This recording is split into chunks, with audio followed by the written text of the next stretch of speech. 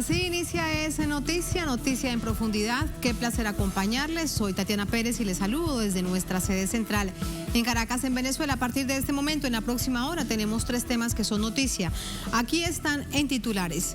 Es noticia Bolivia en su propia casa y ante sus aliados. El secretario general de la OEA fue increpado por el gobierno boliviano por su participación en el golpe de Estado de 2019 en contra del entonces presidente Evo Morales. Aunque no es de extrañar que nada reconozca, la verdad fue llevada al seno de la OEA. Nos preguntamos, ¿se trata de un revés para Almagro? Vamos a analizarlo. En noticia El Salvador, una negociación oculta en 2020 entre el gobierno de Nayib Bukele y cabecillas de 3 maras sale a la luz, producto de una investigación periodística. Beneficios carcelarios a cambio de reducción de homicidios y apoyo electoral para el 2021 habrían sido los principales acuerdos. La oposición exige una investigación. Se los contamos. En noticia, Uruguay, en completa impunidad, se cumplen 21 años de la masacre de Jacinto Vera. El 24 de agosto de 1994, fuerzas represivas del gobierno de Luis Alberto Lacalle Pou mataron a 2 personas e hirieron a decenas. Los manifestantes protestaban contra la extradición de 3 ciudadanos vascos a cambio de armamento por parte de España. Hacemos memoria.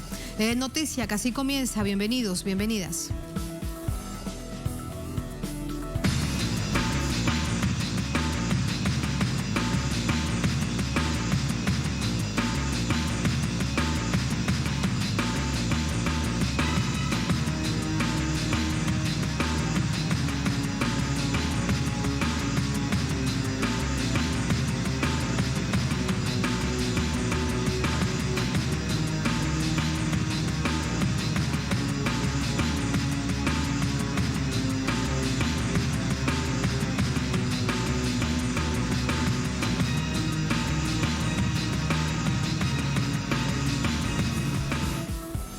En noticia Bolivia, el gobierno denuncia en el propio seno de la Organización de Estados Americanos al secretario general Luis Almagro por sus permanentes declaraciones injerencistas. La denuncia pública fue presentada por el embajador Héctor Arce, el canciller de Bolivia, Rogelio Maita, y el ministro de Justicia, Iván Lima. Este miércoles, en sesión extraordinaria de la Organización de Estados Americanos, el gobierno del Estado Plurinacional de Bolivia denunció al secretario general Luis Almagro por reincidir en sus comentarios injerencistas contra la nación suramericana.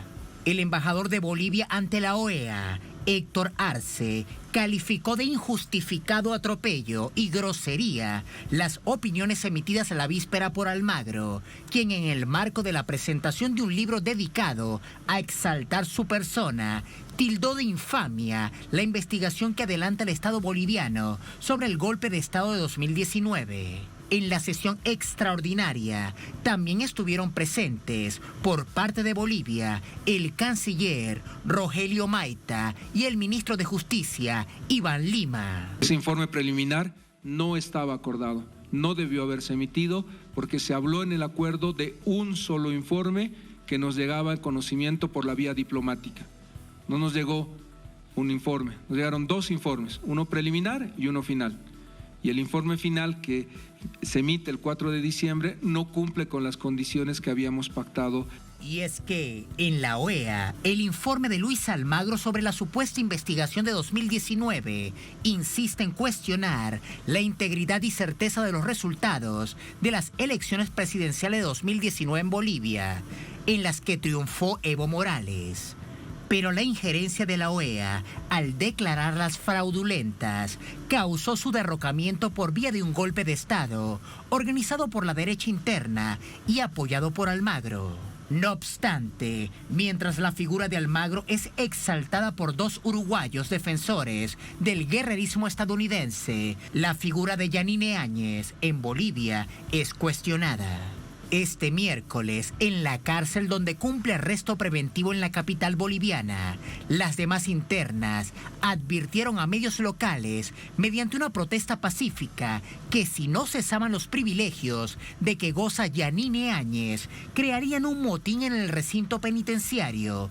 Su protesta, difundida en vivo por radio, se ha extendido a otras cárceles, exigiendo un trato igual para todas las reclusas. Pero no solo puertas adentro dentro de las cárceles, se recrudece el rechazo contra Áñez.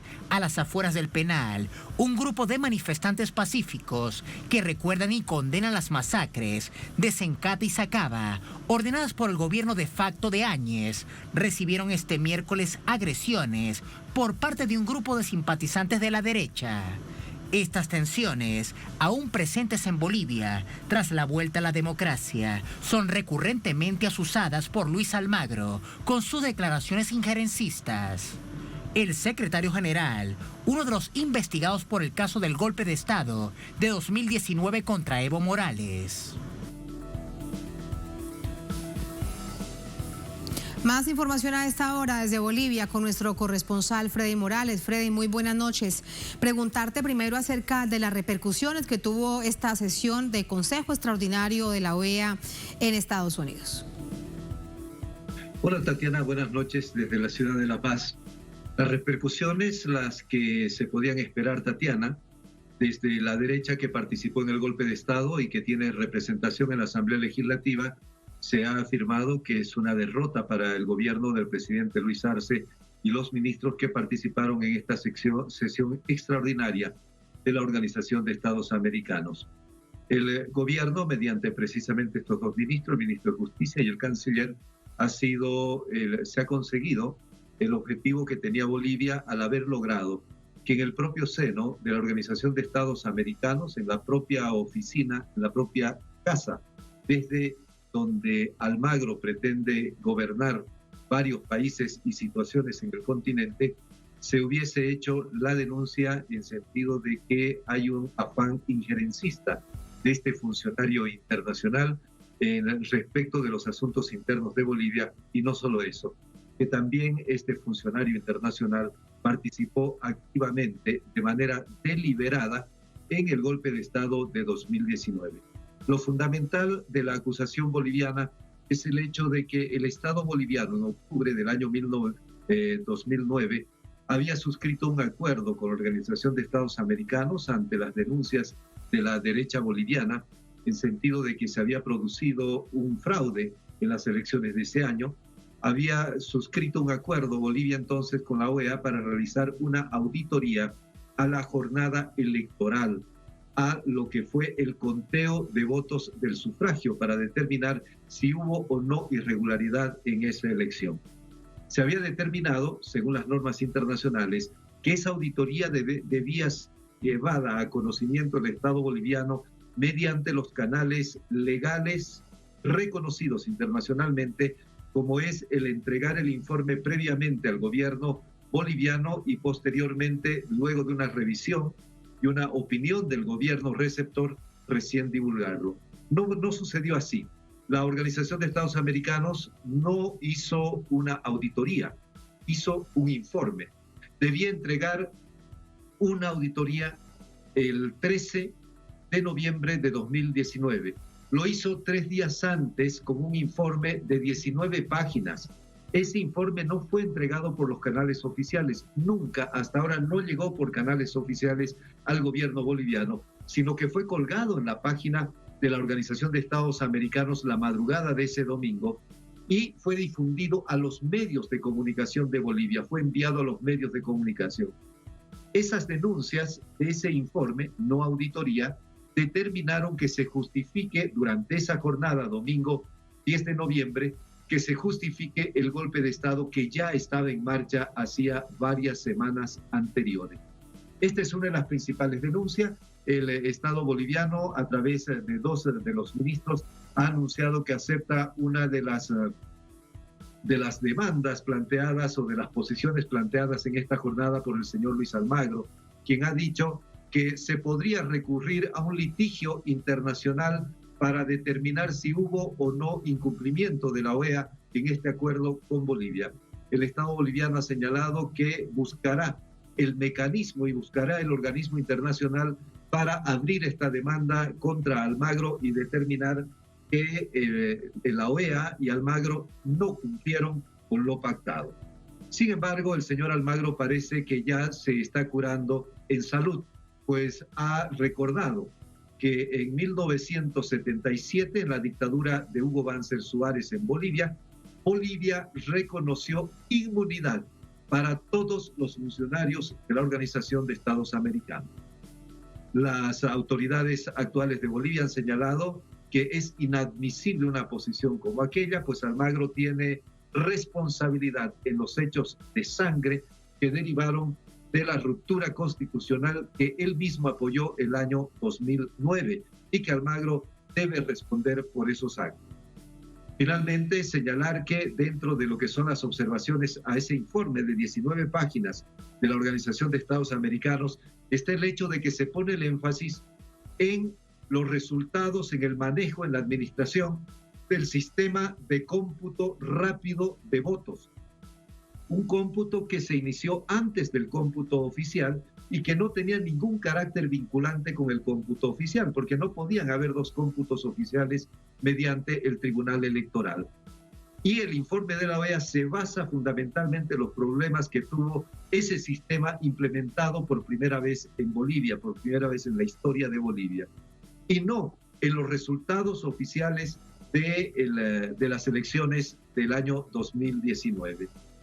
Y las autoridades de la Cancillería y del Estado boliviano han preguntado a la OEA cómo puede explicar que el año 2019, en octubre, unas elecciones fueran señaladas como fraudulentas cuando el candidato del Movimiento al Socialismo logra 47% de votos y el año 2020 el mismo partido político logra 55%.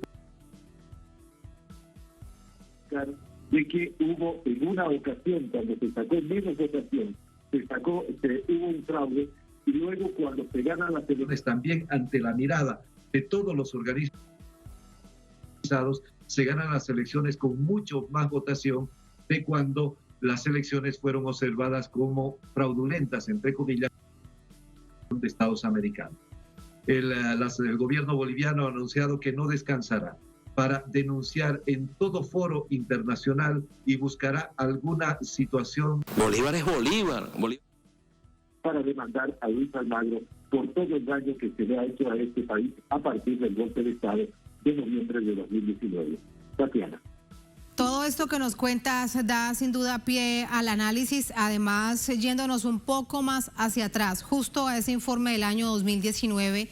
De hecho, Freddy, a reuniones previas a las elecciones del 20 de octubre de 2019, donde aparentemente había mucha concordia entre el gobierno boliviano y la Organización de Estados Americanos, pero ya vemos todo lo que estaba pasando debajo de la mesa. Muchísimas gracias, Freddy. Buenas noches.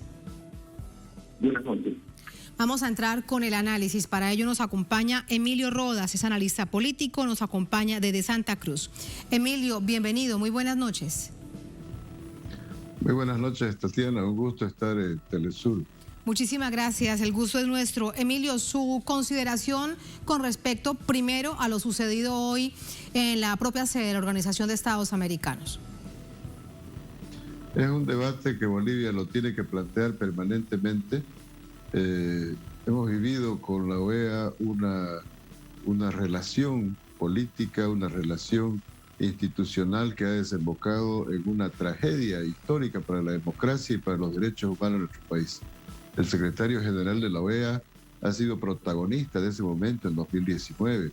La misión de observación electoral que estuvo acompañando el proceso electoral el mismo día o el día lunes después de las elecciones, lanzó de manera directa juicios de valor sobre la transparencia del proceso electoral sin haber recibido siquiera la explicación del Tribunal Supremo. Entonces la OEA ha sido parte de una conspiración estructurada, organizada con mucha anticipación y ejecutada meticulosamente.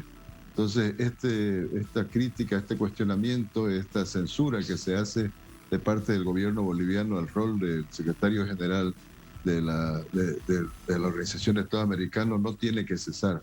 No tiene que cesar y tiene que llegar a otros niveles de procesamiento, porque en Bolivia ocurrió un golpe de Estado, se interrumpió el régimen democrático, en Bolivia se rompió totalmente la institucionalidad, en Bolivia se produjeron masacres sangrientas, como lo ha establecido el informe del grupo interdisciplinario de expertos independientes.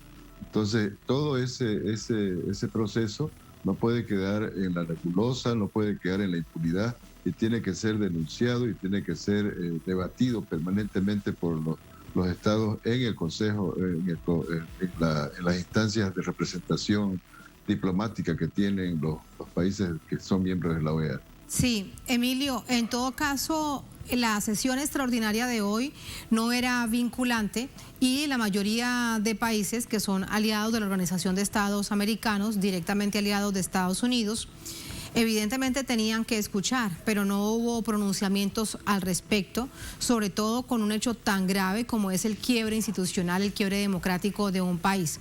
¿Queda ese sinsabor de manera permanente que nos suceda esto en nuestra propia América Latina o es de esperarse? Es de esperar porque todos sabemos lo que representa la OEA en América, ¿no?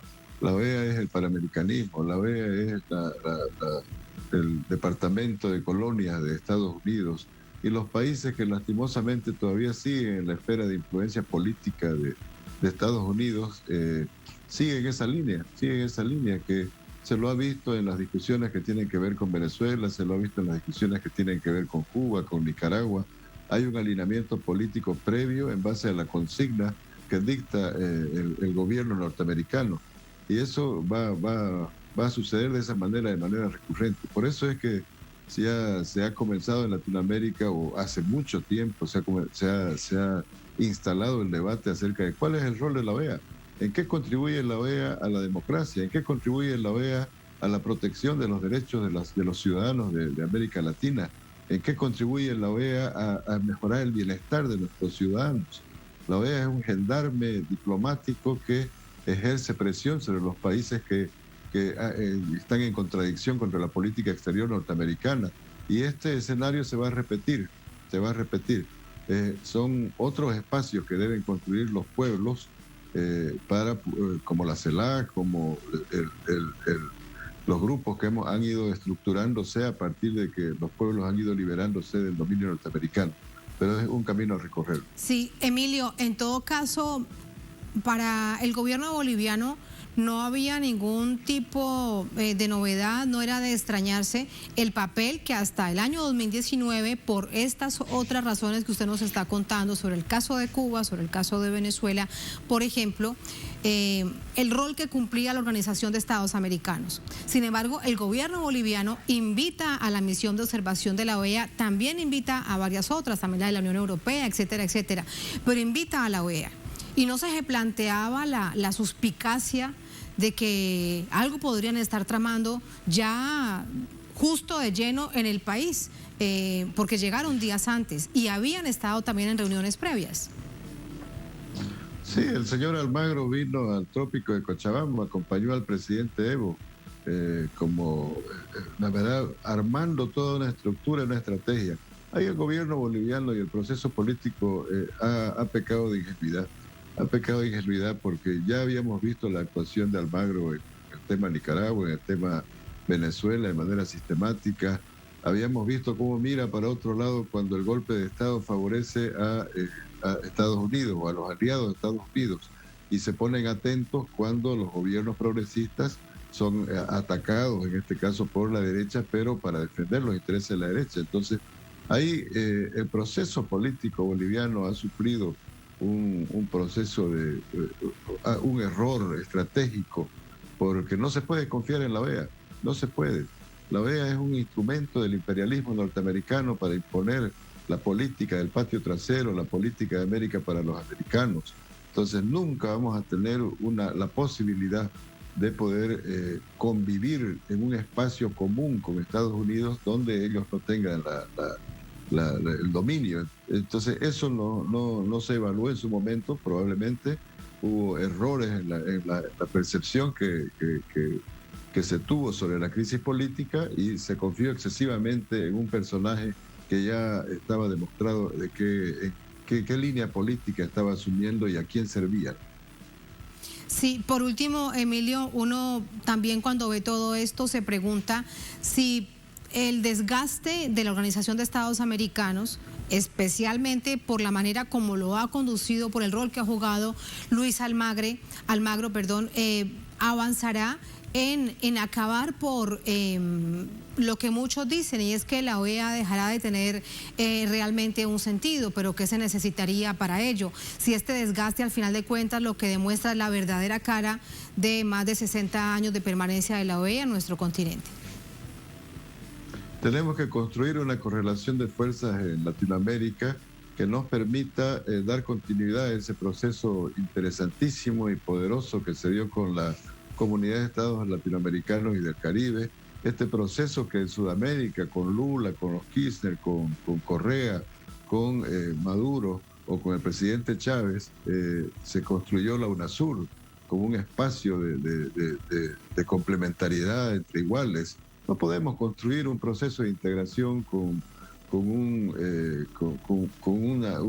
animal de rapiña metido entre nosotros. Tenemos que construir un proceso de integración entre los latinoamericanos. Ya la OEA en general nunca fue un instrumento para el desarrollo y la integración.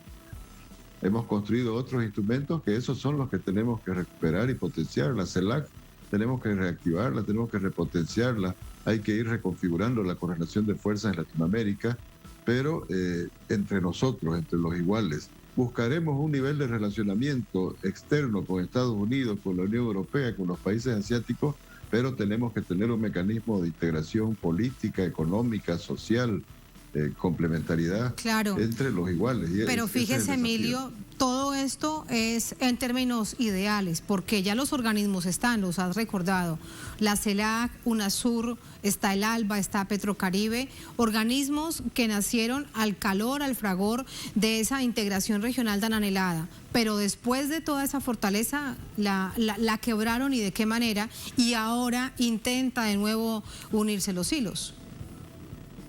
Sí, pero hemos tenido también una recuperación política importante en Latinoamérica, ¿no? Hemos recuperado Bolivia después del golpe de Estado.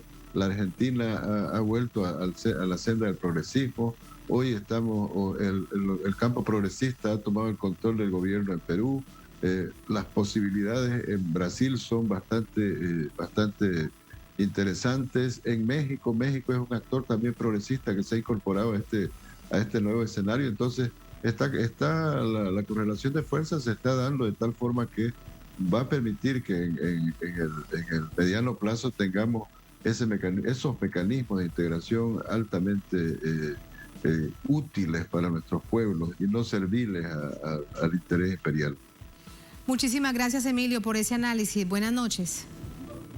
Muchas gracias, Tatiana. Un saludo a todos los compañeros. Muchas gracias. Así vamos a la primera pausa en esta emisión de Es Noticia. Al volver en Noticia, El Salvador. Una negociación oculta de 2020 entre el gobierno de Nayib Bukele y cabecilla de Tres Maras sale a la luz. Producto de una investigación periodística, beneficios carcelarios a cambio de reducción de homicidios y apoyo electoral para este 2021. Estos habrían sido los principales acuerdos. La oposición exige una investigación en la Fiscalía. Se los contamos y lo analizamos al volver en Es Noticia.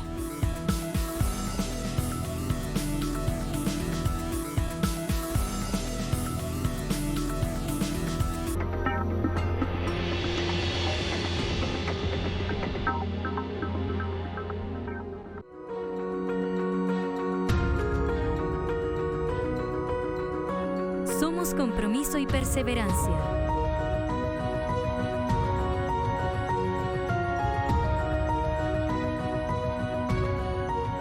Contamos lo que está sucediendo en los pueblos del mundo. Telesur, siempre da más.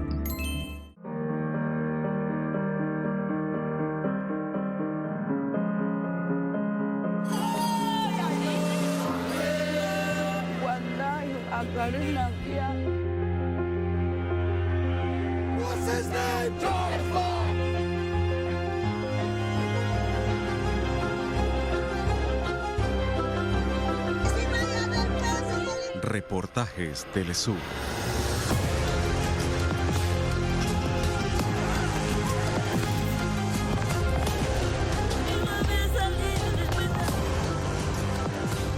Solo por Telesur. Sigue minuto a minuto nuestra programación. Ahora disponible también en audio a través de nuestra página web. Podrás mantenerte al día sobre los acontecimientos y noticias que suceden alrededor del mundo con un enfoque latinoamericano y confiable. Telesur, la señal informativa de América Latina y el Caribe. Telesur trae a sus pantallas una entrevista especial a la doctora Vera Granados, psicoanalista.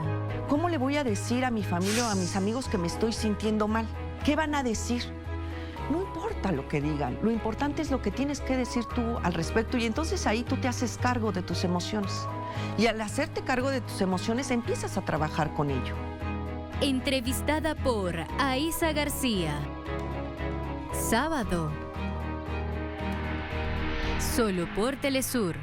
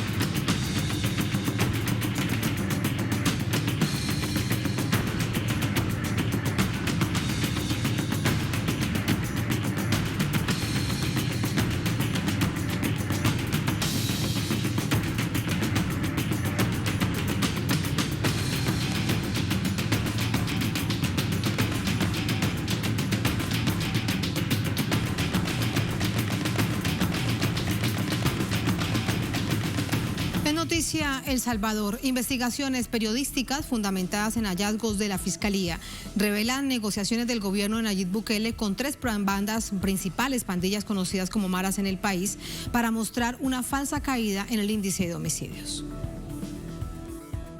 De acuerdo con una investigación divulgada por el portal El Faro, funcionarios del gobierno de Bukele se reunieron en 2020 con los cabecillas de las organizaciones terroristas Mara Salvatrucha 13, Barrio 18 Revolucionarios y Barrio 18 Sureños. Las negociaciones, que se dieron dentro de penales de máxima seguridad, habrían tenido la finalidad de conseguir que el índice de asesinatos en El Salvador descendiera, mientras que para las pandillas se planteaban mejoras en las condiciones de vida carcelaria y beneficios para sus miembros en libertad.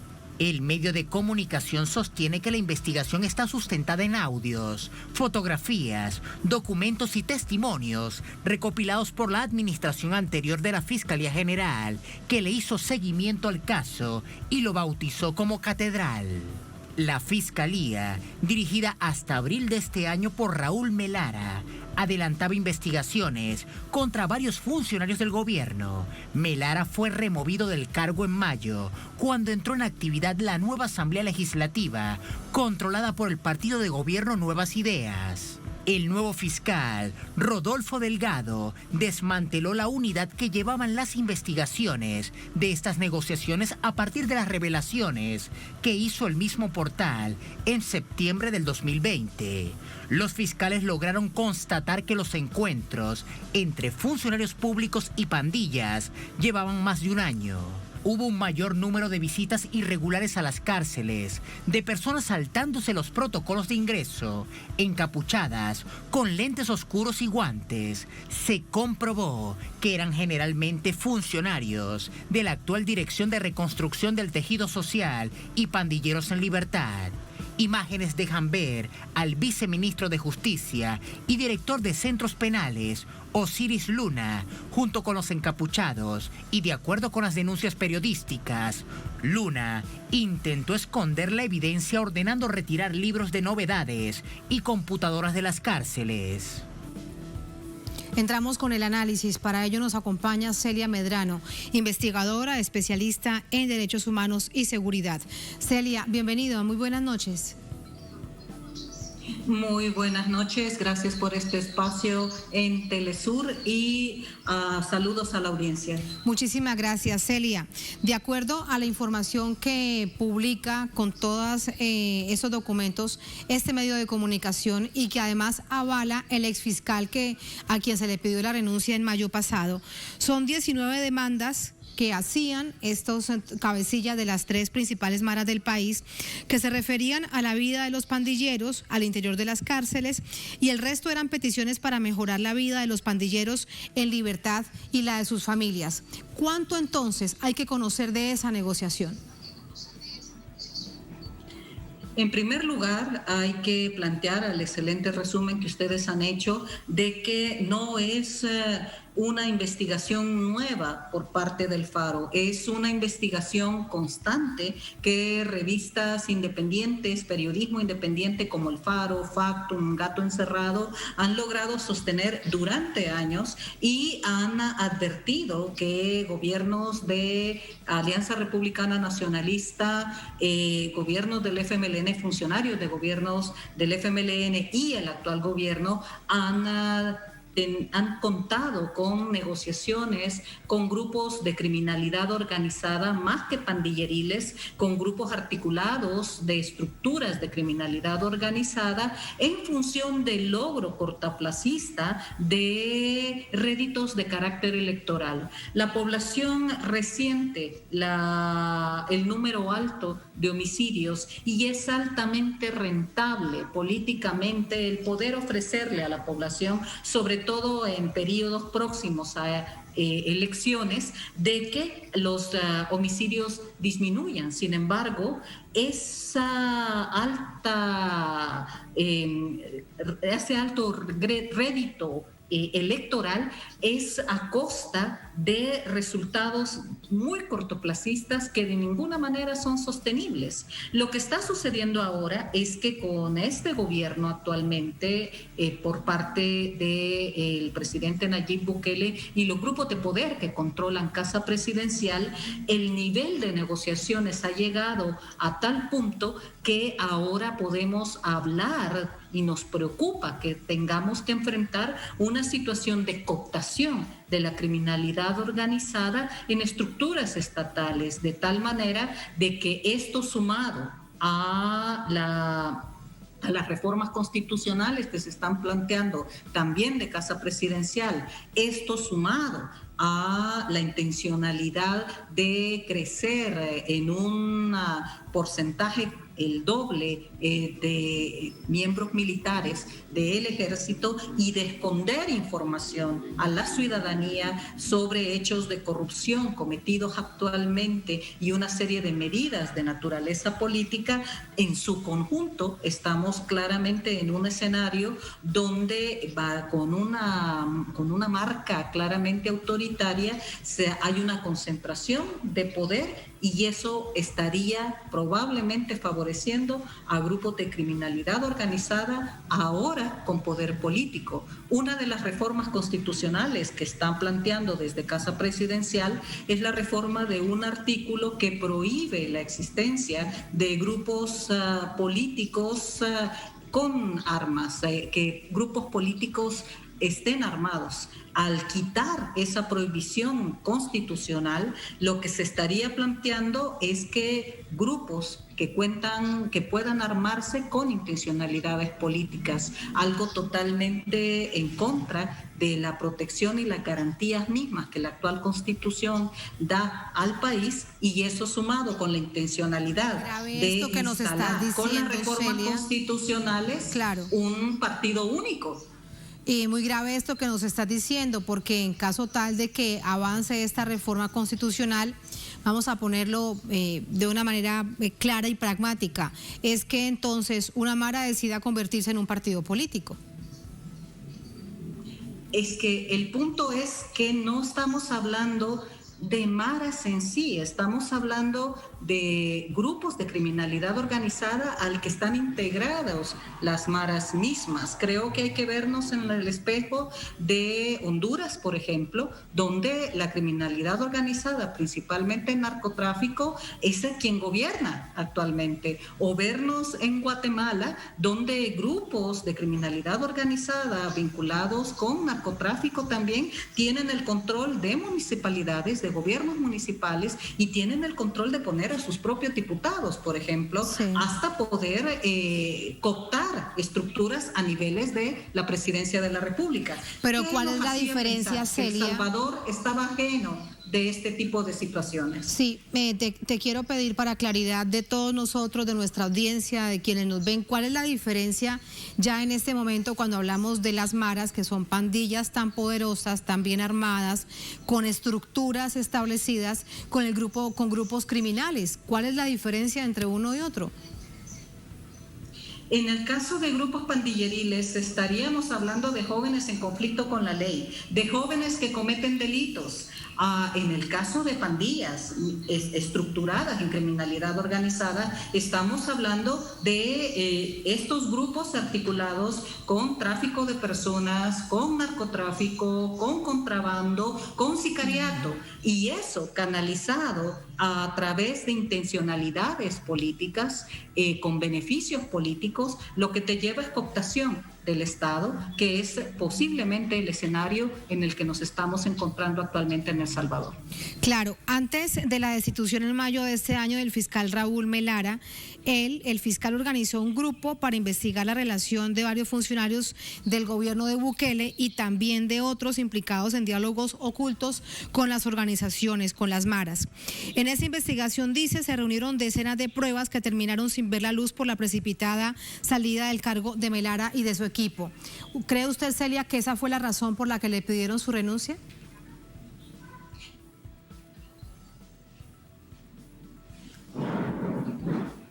Celia, ¿me escucha? Escucho bastante bien. Sí. Pienso que precisamente a eso respondió el acelerado e inconstitucional, ilegal, abrupto, prepotente cambio de fiscal, destitución del fiscal actual y de la Sala de lo Constitucional de la Corte Suprema de Justicia, precisamente porque se ha buscado por parte del gobierno actual o de los grupos de poder que controlan el gobierno actual, el poder ocultar evidencia, tener un fiscal que responda a sus intereses, tener unos magistrados y magistradas que respondan a los intereses de Casa Presidencial, y por lo tanto no hay división de poderes, por lo tanto no hay control entre poderes, y cada institución pública ha sido cooptada por estas mismas estructuras. Es claro de que no solo se destituyó al fiscal anterior para ocultar, esconder, salirle al paso de estas investigaciones que se estaban realizando, sino que también se impuso nuevas autoridades que garanticen el silencio y ocultar y mantener en impunidad estos hechos a partir de que no hay Estado actualmente. Todas las estructuras del Estado responden a una sola dirección desde Casa Presidencial. Celia, el asunto de fondo no es que se deba resolver por la mejor vía, pero legal y democrática, la gravedad de lo que nos estás contando de las maras y de los grupos criminales, sino las negociaciones ocultas. Ese es un punto muy importante que tú estás mencionando. Tarde o temprano, cualquier autoridad tendría que enfrentar tener que dialogar con grupos que tienen un alto poder, no solo en sus miembros activos, sino también a través de redes ya insertadas comunitariamente, con control territorial, con arraigos familiares que han logrado conformar una fuerza muy fuerte que incluso tiene claridad de su poder político al haber negociado con gobiernos anteriores y haber negociado con este gobierno.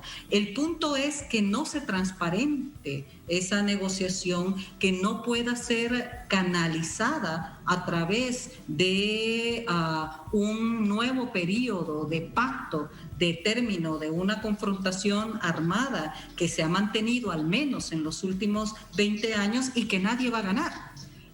El punto que nos parece grave es de que ese tipo de diálogos y negociaciones que deberían de plantearse por parte de cualquier autoridad y liderazgo político se oculte y sean instrumentalizados únicamente con finalidades de interés político, económico, de grupos pequeños que controlan el poder formal político actualmente, un pecado que han cometido otros gobiernos anteriores y que este gobierno también cada vez es más evidente ha reproducido y ha continuado a través de actores que también fueron protagónicos en gobiernos anteriores y que actualmente se reencuentran en las nuevas estructuras gubernamentales.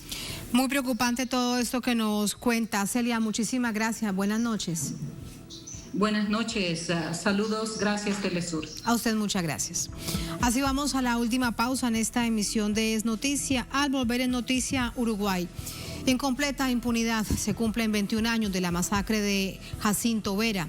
El 24 de agosto de 1994, fuerzas represivas del gobierno de Luis Alberto Lacalle Pou, padre del actual presidente, mataron a 2 personas e hirieron a decenas. Los manifestantes protestaban contra la extradición de 3 ciudadanos vascos a cambio de armamento por parte del Reino de España. Hacemos memoria. Es Noticia al volver. Sigan con nosotros.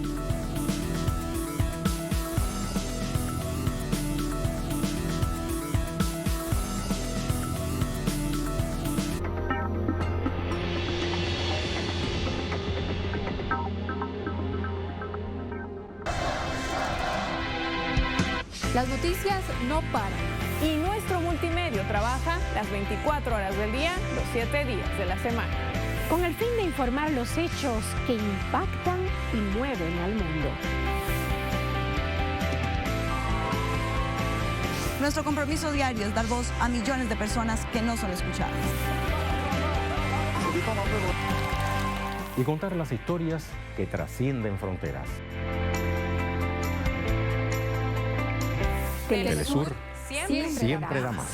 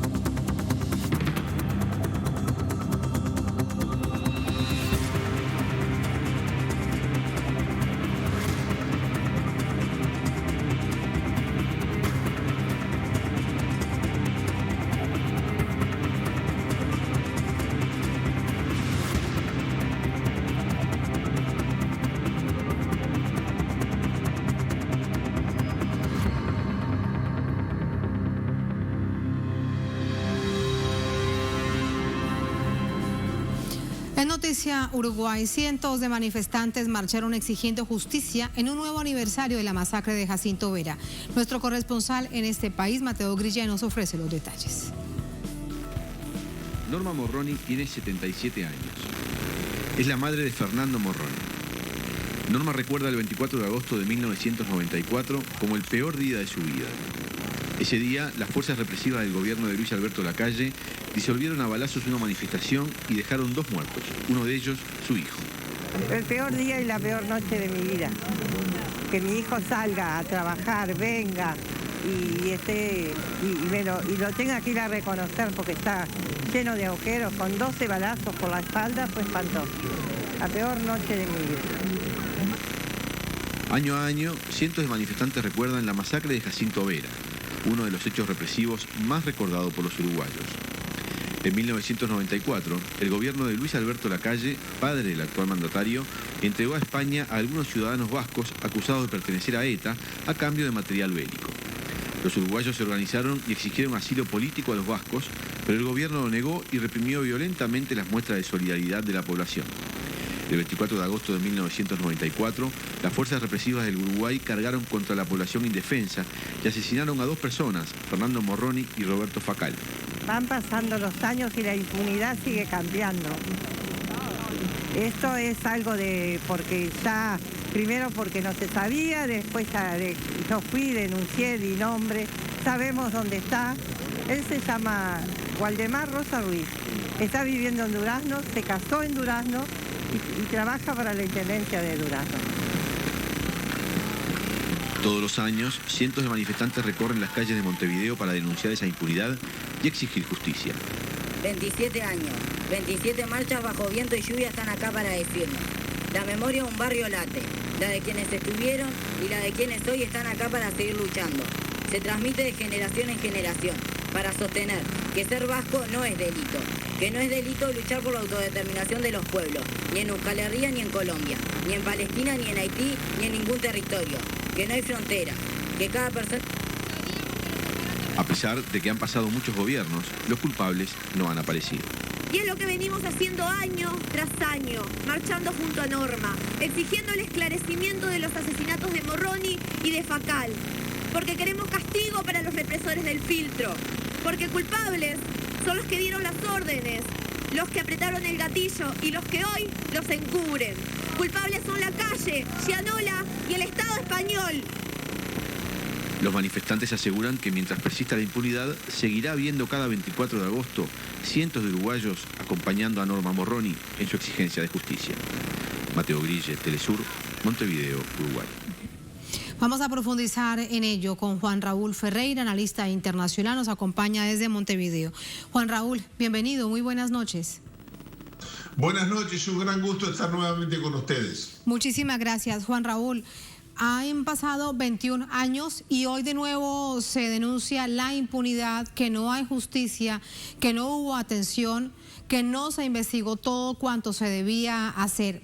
¿Qué significa ese momento, esa masacre hace 21 años, hoy que sigue con todas estas preguntas para el país? Bueno, yo creo que el informe de Mateo Grille fue muy completo al respecto. Hace 27 años de la masacre se sabe el nombre de los represores y de los que dieron la orden, y sin embargo los crímenes siguen impunes. Murieron las dos personas que refirieron en el informe periodístico, pero también hubo 100 heridos de bala. La policía, que se había pertrechado frente al hospital donde estaban los dos solicitantes de asilo político, apagó sus luces, con todos los daños que esto pudo ocasionar a terceros, al bloque quirúrgico, a quienes estaban internados, y la manifestación fue reprimida de una manera feroz. Se abrió fuego.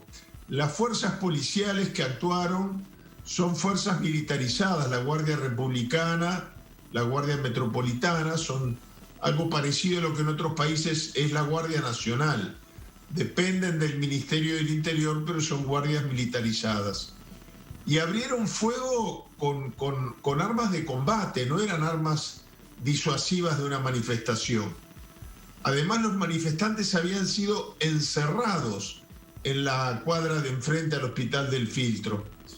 Bueno, hubo 100 heridos, muchos de ellos gravemente que pudieron haber muerto también. Y por el 4 de agosto se recuerda este episodio. Este año fue muy numeroso y quizás haya influido para ello que han tomado conocimiento públicos informes del gobierno español que demuestran y que prueban documentalmente la presión diplomática que ejerció sobre las autoridades uruguayas de la época. Entonces sigue pendiente y por eso es que cada año se concentra más gente en el lugar donde se produjeron los hechos. Sí, Juan Raúl, y la promesa de armamento, de municiones, de armas de distinto calibre para el gobierno, que era parte del compromiso del gobierno de España al país, ¿llegaron? ¿Se conoce si esto fue así? Sí, claro, es decir, fue un trato, fue un pacto diplomático. Y bueno, se da la paradoja de que el presidente de la República es hijo de quien presidía la República en aquel momento, que su canciller fue embajador en España y que durante su mandato como embajador en España fue que se dio a conocer que se trató de mantener oculto, pero se supo a través de la prensa que efectivamente la presión diplomática se había ejercido a través de la promesa de enviar armamento a los 2 cuerpos parapoliciales, estos cuerpos de policía militarizada, la Guardia Metropolitana y la Guardia Republicana, que recibió el armamento. Pero además el gobierno no exhibió, no es solo la impunidad, el gobierno lo exhibió como un éxito, como los uruguayos estamos acostumbrados a gritar un gol de fútbol. Yo recuerdo el ingreso a sala del ministro del Interior, Ángel María Llanola, que ingresó saludando con saludos de victoria, y el Parlamento quería explicaciones sobre la muerte de 2 compatriotas. Da la paradoja tremenda, además, de que las 2 personas a las que se les negó asilo político, a las que hacía referencia Mateo Grilla en su informe, bueno, luego fueron exculpadas de todo cargo en España. El Uruguay tiene una tradición de asilo muy importante, ¿no? Y fuimos objeto de la solidaridad internacional cuando los perseguidos éramos nosotros. Habíamos muchos uruguayos que no podíamos concebir que no se le diera asilo político a un perseguido en otro país. Pero además esto quedó demostrado, repito, porque la propia justicia española no levantó ningún cargo contra los extraditados. Y ello le había costado la vida a 2 compatriotas. Era muy impresionante ver en el día de ayer a la madre de uno de ellos con 77 años pidiendo justicia. Se saben los nombres de los responsables, pero sobre todo, como dijeron algunos que declararon en la nota que me precedió, los responsables políticos nunca ocultaron su voluntad de haber reprimido con armas de fuego, no con armas disuasivas de manifestaciones. Sí, y fue también cierto que fue muy aplaudido una condecoración que le hizo el gobierno de España a varios de los funcionarios del gobierno del padre del actual presidente, Juan Raúl, por haber cometido esta masacre, por el asesinato de esos 2 jóvenes y las decenas de heridos. Sí, exactamente. Entre ellos, el ministro que estuvo a cargo del procedimiento, Ángel María Llanola, que era el ministro del Interior del momento, y que, repito, se presentó ante el Parlamento como un coronel que hubiera ganado una batalla militar. No se presentó como un ministro político, sino levantaba sus manos en señal de triunfo. Y el triunfo era la muerte de 2 compatriotas. Sí, muy triste todo esto. Bien, teníamos además en las imágenes a la madre de este joven sobre el que ella sigue exigiendo justicia. ¿Alguna investigación puede avanzar después de todos estos años, de todas estas movilizaciones cada año, en las que además llama la atención que tienen muy poca, por lo menos, presencia de medios locales? Sí, exactamente. El periódico La Diaria hizo una cobertura minuciosa, pero la televisión y la gran prensa escrita ni siquiera hizo referencia al episodio. Es muy, muy penoso. Yo, si tengo que ser sincero, creo que de parte del actual gobierno, no.